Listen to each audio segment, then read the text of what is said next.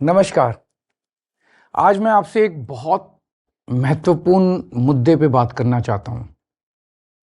आमतौर पे जब कोई नेता चुनाव के ठीक पहले किसी विषय पे चर्चा करता है या घोषणा करता है तो लोग कहते हैं वोट के लिए कर रहा है।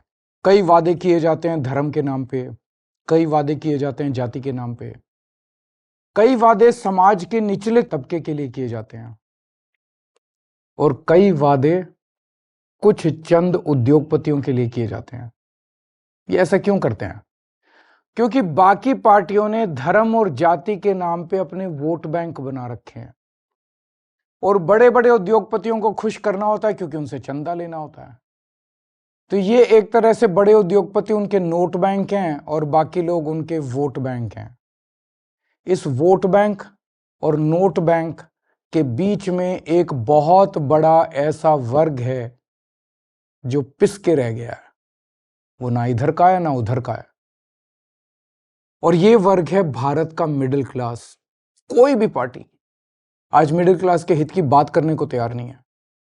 ऐसा क्यों है?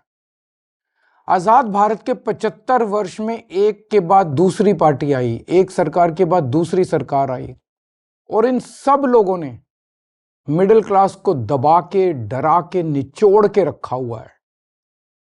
मिडिल क्लास और सरकार का एक बड़ा अजीब रिश्ता है।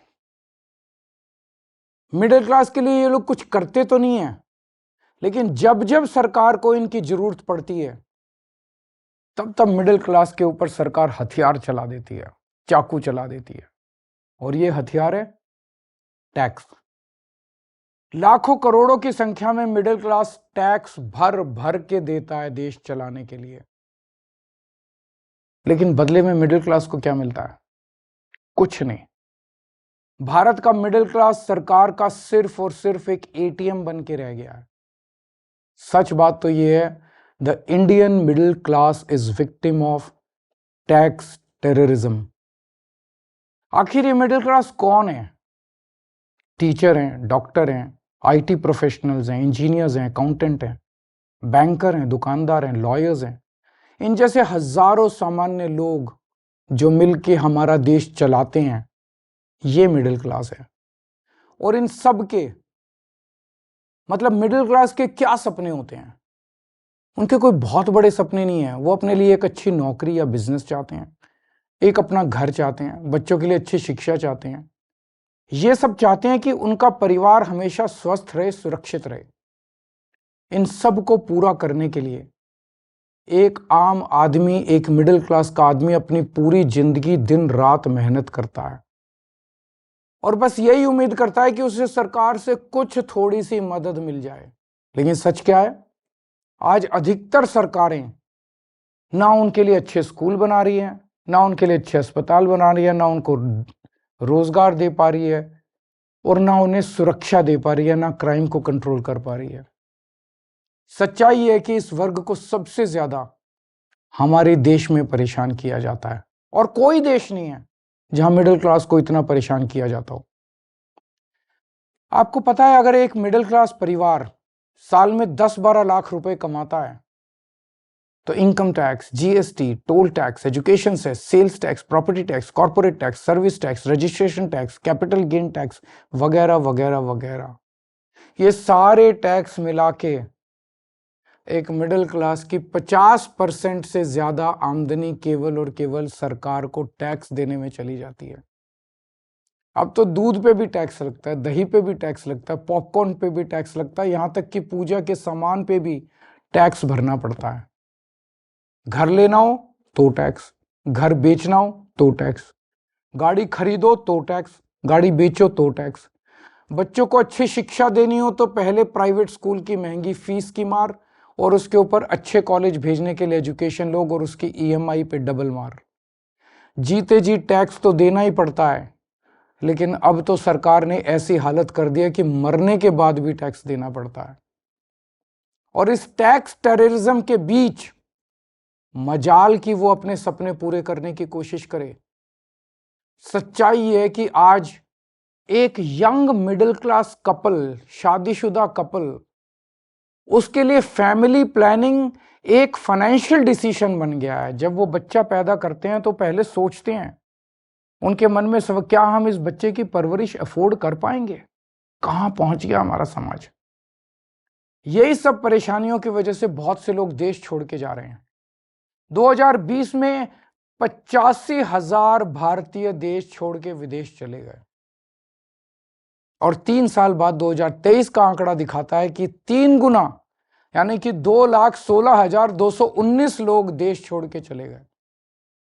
ये हमारे ही देश के लिए बहुत बड़ा नुकसान और दुख की बात है, क्योंकि ये युवा जो हमारे देश का भविष्य बन सकता था, आज किसी और देश का भविष्य बन रहा है। अब ये समस्या है, लेकिन इसका समाधान क्या है? सरकार के पास पैसा जनता से आता है। अब इस पैसे को खर्च करने के दो ही तरीके हैं। या तो सरकार इस पैसे को जनता की भलाई पे खर्च करे, शिक्षा पे, स्वास्थ्य पे, ऐसी बेहद जरूरी बुनियादी सुविधाएं बेहतर करे, लोगों का जीवन बेहतर करे। और या फिर दूसरा तरीका है कि अपने उद्योगपति दोस्तों को कर्ज दे दे और थोड़े दिन में वो कर्ज माफ कर दे, जनता के पैसे डुबो दे। हमारी दिल्ली सरकार ने पहला तरीका चुना। हम जनता के पैसे जनता पे खर्च करते हैं। मेरा मानना है कि मिडिल क्लास सिर्फ शिक्षा से ही आगे बढ़ सकता है। इसलिए हमने सरकार बनते ही एजुकेशन का बजट 5,000 करोड़ से सीधा 10,000 करोड़ कर दिया, और आज ये बजट 16,000 करोड़ पे पहुंच गया, हमारा दिल्ली का शिक्षा बजट। हमने सरकारी स्कूलों को इतना बेहतर बना दिया, इतना बेहतर बना दिया। ये स्कूल आज इतने अच्छे हो गए कि 4 लाख बच्चे प्राइवेट स्कूल छोड़ के सरकारी स्कूल में आ गए। अब बहुत बड़े स्तर पे मिडिल क्लास लोग अपने बच्चों को यहाँ सरकारी स्कूल में भर्ती करा रहे हैं। क्या पहले कभी आपने सुना था कि कोई बच्चा प्राइवेट स्कूल छोड़ के सरकारी स्कूल में जाता है? और इतना ही नहीं, हमने प्राइवेट स्कूलों को फीस बढ़ाने पे कैप लगा दी, और हजारों बच्चों को उनकी सालों पुरानी फीस रिफंड करवाई है दिल्ली के अंदर। जो पिछले सालों में उन्होंने गलत फीस ले ली थी, कई स्कूलों से हमने फीस रिफंड कराई है। क्या आपने कभी एक आम आदमी को स्कूल के फीस का रिफंड मिलते हुए सुना है? तो आप ही बताइए, क्या हमने आप ही के टैक्स के पैसे शिक्षा में इन्वेस्ट करके, शिक्षा का बजट बढ़ा के, स्कूल बेहतर करके, प्राइवेट स्कूलों की फीस पे कैप लगा के, क्या हमने कोई गुनाह किया है? हमने मिडिल क्लास को महंगाई की मार से बचाने के लिए बिजली और पानी के बिल कम कर दिए। आज देश के सभी बड़े शहरों में सबसे सस्ती बिजली दिल्ली वालों को मिलती है। और इतना ही नहीं, हमने आपके टैक्स का पैसा इंफ्रास्ट्रक्चर में इन्वेस्ट करके पूरी दिल्ली में बिजली की सप्लाई 24 घंटे कर दी, जबकि 10 साल पहले दिल्ली में 8 से 10-10 घंटे के पावर कट लगते थे। ये करके मिडिल क्लास को अगर हमने थोड़ी सी राहत पहुंचाई है, तो क्या हमने कोई गुनाह किया है? हमने सरकारी अस्पताल बेहतर बनाए। सरकारी अस्पताल से रेफर होकर प्राइवेट अस्पताल जाने वालों की सारी सर्जरी फ्री कर दी। आपको जान के ताज्जुब होगा कि हमारे मोहल्ला क्लिनिक की सबसे ज्यादा डिमांड दिल्ली के मिडिल क्लास इलाकों से आती है। तो क्या आपके टैक्स के पैसों से अच्छे अस्पताल और अच्छे मोहल्ला क्लिनिक बना के एक आम आदमी को अच्छा इलाज करके हमने कोई गुनाह किया है क्या? अब इस मिडिल क्लास के अंदर भी एक वर्ग है जिनके बारे में सरकार ने कभी नहीं सोचा। वो है हमारे सीनियर सिटीजन। सीनियर सिटीजन्स ने, हमारे बुजुर्गों ने पूरी जिंदगी ईमानदारी से टैक्स भरा। मोटे मोटे तौर पे देखें तो एक एवरेज मिडिल क्लास का आदमी रिटायर होते होते कम से कम अपनी पूरी जिंदगी में 1 से 1.5 करोड़ रुपए का टैक्स तो दे ही देता है। इसके बदले में उसको क्या मिलता है? भगवान ना करे उसको कोई बड़ी बीमारी हो जाए, ना उसको इंश्योरेंस कंपनी कुछ देती, ना सरकार उसका हाथ पकड़ती। इसलिए आने वाले चुनाव के बाद हम दिल्ली में संजीवनी योजना लागू कर रहे हैं। इस योजना के तहत 60 साल से ऊपर के सभी सीनियर सिटीजन्स को सरकारी और प्राइवेट अस्पताल में बिल्कुल फ्री इलाज मिलेगा। तो आप बताइए, अगर आपके टैक्स के पैसे से आपके घर के बुजुर्गों को ही नहीं, पूरी दिल्ली के हर बुजुर्ग को अच्छा इलाज मिल जाए, तो क्या हमने कोई गुनाह किया है क्या? कभी सोचा आपने, जब यही चीज दूसरे देशों की सरकारें करती है तो हम वाह वाह करते हैं, यूरोप, लंदन, पेरिस, वो लोग करते हैं तो हम वाह वाह करते हैं, लेकिन हमारे देश में हम सब इसके खिलाफ बोलते हैं। ऐसा क्यों होता है? इसका कारण है कि सरकार ने मिडिल क्लास को एक तरह से मानसिक गुलाम बना दिया है। जब आपका ही टैक्स में दिया हुआ पैसा आपके ऊपर खर्च होता है या समाज पे खर्च होता है, तो उसको फ्री की रेवड़ी कह के आपका अपमान किया जाता है। हाँ, ये बात तो सच है कि आपके पैसों से बहुत सारे गरीबों को भी बिजली पानी मुफ्त मिलती है, बस ट्रैवल मुफ्त मिलता है। आप सोचते होंगे मेरे पैसे से किसी और पे ये क्यों लगाया जा रहा है, लेकिन आज मैं आपसे कहना चाहता हूं, इसका जवाब मुझसे बेहतर आपके माता पिता देंगे। आज हमारे जो छोटे छोटे शहरों में मिडिल क्लास है ना, इनमें से 99% के माता पिता गरीब थे। उन्होंने अपने खून पसीने की कमाई से गरीबी से मिडिल क्लास तक पहुंचने का सफर तय किया है। उनसे पूछ के देखना, उनको सरकार अगर थोड़ी सी मदद दे देती, उनको सरकार से थोड़ी मदद मिल जाती, थोड़ी सहूलियत मिल जाती, तो उन बचाए हुए पैसों को जोड़ के वो क्या क्या कर सकते थे। मुझे यकीन है कि उनका जवाब ये होता कि वो पैसा वो अपने बच्चों के भविष्य के लिए संवारते, यानी आपकी जिंदगी बेहतर करने में लगाते आपके माता पिता। इसी तरह जब जनता का पैसा जनता पे खर्च होता है, तभी देश का निर्माण होता है। लेकिन ताज्जुब की बात यह है कि करोड़ों की तनख्वाह पाने वाले, लाखों की गाड़ियों में घूमने वाले, महंगे महंगे सूट पहनने वाले पत्रकार, एयर कंडीशन स्टूडियो में बैठ के मिडिल क्लास को मिलने वाली छोटी छोटी राहतों पे सवाल उठाते हैं। बड़े बड़े सरकारी कोठियों में रहने वाले नेताओं को आप ही के पैसों से फ्री बिजली मिलती है, आप ही के पैसे से फ्री पानी मिलता है, आप ही के पैसे से ऐशो आराम की सारी सुविधाएं मिलती है, तब उसे फ्री की रेवड़ी नहीं कहते। हमने दिल्ली में मिडिल क्लास को राहत देने की पूरी कोशिश की और आगे भी हम करते रहेंगे। मिडिल क्लास को ऊपर पहुंचाने में कोई कसर नहीं छोड़ेंगे, उनको राहत देने में कोई कसर नहीं छोड़ेंगे।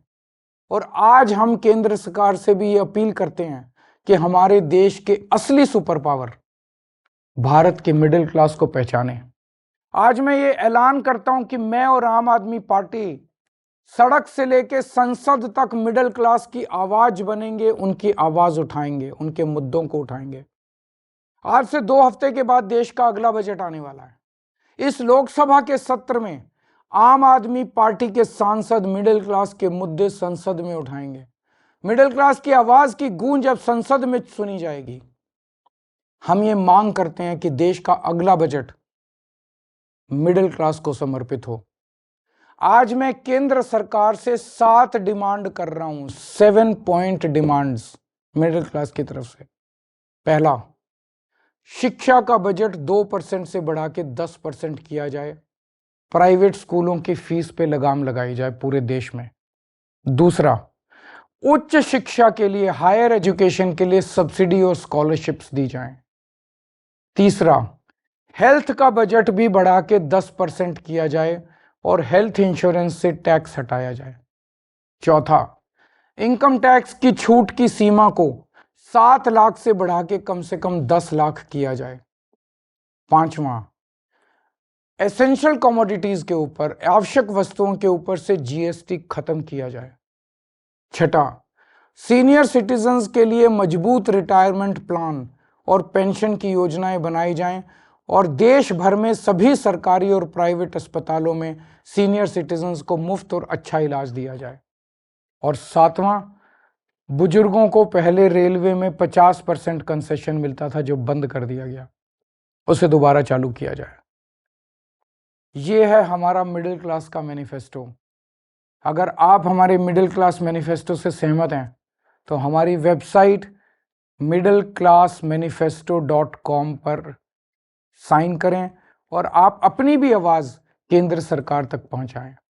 अगर देश का पूरा मिडिल क्लास एक साथ एकजुट होकर अपनी आवाज उठाएगा तो सरकार की हिम्मत नहीं है कि वो आपकी आवाज ना सुने। सरकार को आपकी आवाज सुननी पड़ेगी। नमस्कार, जय हिंद।